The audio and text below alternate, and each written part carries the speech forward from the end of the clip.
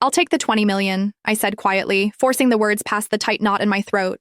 Once the money is transferred, I'll remove myself from Dorian's life completely. You have 5 days. My tone was calm, but my fingers were shaking so badly I had to grip the phone with both hands. A sharp, victorious laugh burst through the speaker. Vivian sounded pleased, almost celebratory. So you finally understood your position, she replied.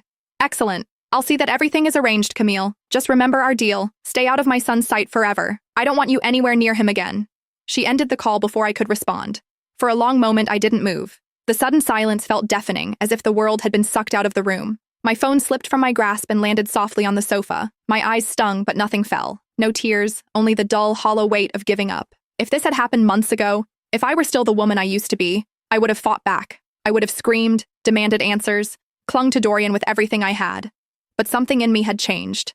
I was too tired now, too broken to keep battling a world I never belonged to. I shut my eyes and released a shaky breath. This wasn't how our story was meant to end.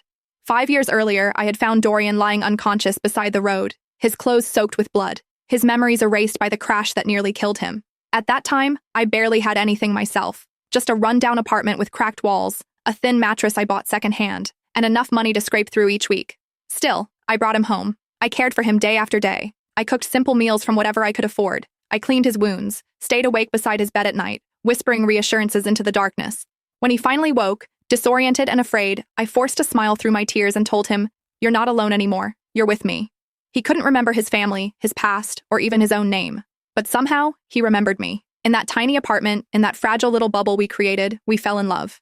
It wasn't grand or glamorous. It was raw, imperfect, real. He worked tirelessly, taking every odd job he could find, saving each dollar. At night, he'd hold my hand and murmur, "One day, Camille, I'll make sure you never have to struggle again. I'll give you everything." And eventually, he did. Because the truth came crashing back into our lives.